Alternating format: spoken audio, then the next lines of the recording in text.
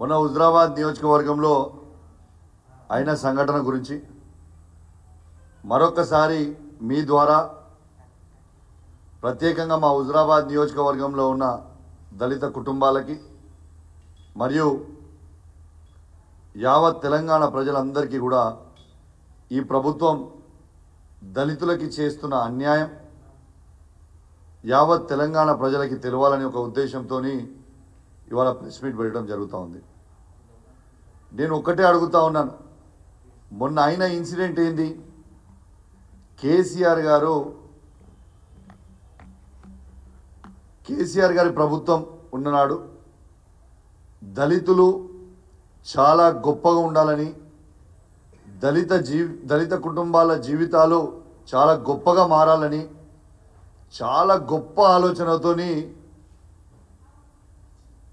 ఆనాటి ముఖ్యమంత్రి కేసీఆర్ గారు ఆలోచన చేసి దళిత బంధు అనే ఒక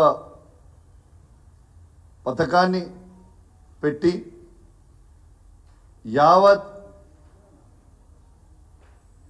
దళిత జాతిలో వెలుగు నిలపాలని ఒక గొప్ప ఆలోచనతో ఆనాడు కేసీఆర్ గారు పెట్టడం జరిగింది.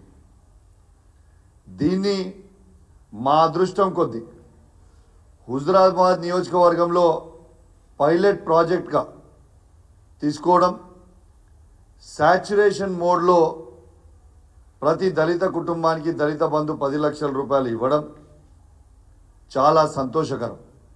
మా హుజరాబాద్ నియోజకవర్గంలో ఉన్న దళిత బిడ్డల పక్షాన నేను కేసీఆర్ గారికి ఆనాడు మా హుజరాబాద్ నియోజకవర్గాన్ని ఎంచుకున్నందుకు మేము ప్రత్యేకంగా ధన్యవాదాలు తెలియజేస్తా ఉన్నాం. ఆనాడు ఇచ్చిన దాన్ని ఆ రోజు ఎంతమందికి ఇచ్చారు? హుజరాబాద్ నియోజకవర్గంలో దాదాపు 18,500 కుటుంబాలకి ఇవ్వడం జరిగింది. దీంట్లో దాదాపు 13,000 కుటుంబాలకి 10 లక్షలు ఆల్రెడీ ఇవ్వడం జరిగింది. ఇంకొక 5,000 కుటుంబాలకి రెండో విడత దళిత బంధు 5 లక్షల రూపాయలు 50,000 నుంచి తీసుకొని 5 లక్షల రూపాయల వరకు రెండో విడత దళిత బంధు ఇవ్వాల్సిన అవసరం ఉంది. ఈ డబ్బు మొత్తము ఆ అకౌంట్లో ఆల్రెడీ బెనిఫిషరీ అకౌంట్లో ఈ డబ్బు ఉన్నది. దీన్ని ఎందుకు రిలీజ్ చేస్తలేరని నేను అడుగుతా ఉన్నాను. దీనికి రాజకీయం ఎందుకు చేస్తున్నారని నేను అడుగుతా ఉన్నాను. మా హుజరాబాద్ నియోజకవర్గంలో ఉన్న ప్రతి దళిత బిడ్డ, ఈ 5,000 కుటుంబాలు ఏవైతే దళిత బంధు రెండో విడత రావాల్సినవి ఉన్నాయో వాళ్ళు గత ఆల్మోస్ట్ ఇంకొక 20 రోజులు అయితే సంవత్సరం అవుతుంది. వీళ్ళు కలెక్టర్ ఆఫీస్ చుట్టూ, మంత్రుల చుట్టూ, ఎమ్మెల్యేల చుట్టూ తిరిగి తిరిగి తిరిగి అడగడం జరిగింది. ఎవ్వరు కూడా స్పందించలే. నేను నా ఎమ్మెల్యే అయిన తర్వాత మొట్టమొదటి స్పీచ్లోనే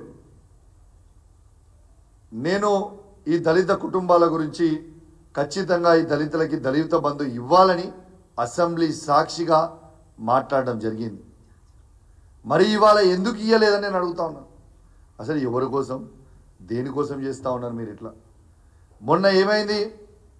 వీళ్ళు మేము మీకు ఒకసారి వచ్చి కలుస్తాము, మీరు ఇంటి దగ్గర ఉంటే మేము అందరం కూడా అప్లికేషన్లు ఇస్తాం మీకు వచ్చి, మీరు దయచేసి మా పక్షాన నిలబడాలి, పోరాటం చేయాలి అని మా హుజరాబాద్ నియోజకవర్గంలో ఉన్న దళిత కుటుంబాలు అడిగితే, ఎస్ తప్పకుండా మీ పక్షాన నేను ఉంటా, మీకోసం పోరాటం చేస్తా, రాండి 9 తారీఖుకి పొద్దున 10 గంటల నుంచి నేను ఉంటా అని చెప్పినా అన్నాడు. ఉన్న తర్వాత దాదాపు 2,500 మంది, 2,000 నుంచి 2,500 మంది దళిత కుటుంబాలందరూ కూడా నా ఇంటికి రావడం జరిగింది. వచ్చిన తర్వాత వాళ్ళు ఒకటే అడిగారు, అప్లికేషన్ ఇచ్చారు, మేము అంబేద్కర్ సాక్షిగా అంబేద్కర్ గారికి దండేసి ఆడగొడ వినతి పత్రం ఇస్తాం, మీరు మాతోని వస్తారా రారా, మేము ఆడ కూర్చోవాలనుకుంటున్నాము, అంబేద్కర్ సాక్షిగా మీరు వస్తారా రారా అని ఆ దళితులు అడిగితే, ఎస్ ఈ ఎమ్మెల్యే భిక్ష పెట్టిందే కేసీఆర్ గారి నాయకత్వంలో నా హుజరాబాద్ నియోజకవర్గ ప్రజలు, దాంట్లో ఈ దళిత కుటుంబాలు కూడా వాళ్ళ పక్షాన నేను ఎస్ మీరు ఇంతమంది కోరిన తర్వాత తప్పకుండా వస్తా, మీకోసం నేను పోరాటం చేస్తా అని చెప్పి నేను వాళ్ళతో పాటు బయలుదేరితే ఆడికి పోయిన తర్వాత ఈ ప్రభుత్వం ఆదేశాలతోని ఇష్టం ఉన్నట్టు వివరించిండ్రు పోలీసు వాళ్ళు. మహిళలను కూడా చూడకుండా పేద దళిత బిడ్డలని బూట్లతో తన్నడం ఇది వాస్తవం కాదా? నేను ఒక బాధ్యత కలిగ శాసనసభ్యుని ఉండంగా నేను చేసిన తప్పేముంది? నేనేమైనా హరాచకం చేసినా? నేను మా దళిత బిడ్డలకి మిగిలిపోయిన 5 లక్షల దళిత బంధువు ఎందుకు ఇస్తలేరయ్యా అని నేను అడిగితే, దళిత పక్షాన నేను నిలబడి గట్టిగా అడిగితే నా మీద ఈ ప్రభుత్వం బీభత్సమైన దాడి చేయడం అవసరమా అని నేను అడుగుతా ఉన్నా. విపరీతంగా ఇబ్బంది పెడతా ఉన్నా. వాస్తవంగా చెప్పాలంటే నా హుజరాబాద్ నియోజకవర్గంలో ఉన్న ప్రతి దళిత కుటుంబానికి ఖచ్చితంగా అండగా నిల్చుంటా.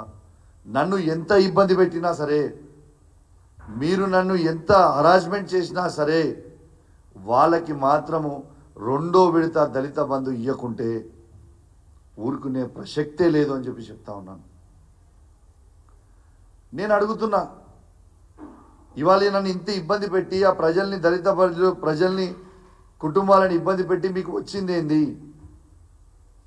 కొందరు మిత్రులను అడుగుతున్నారు.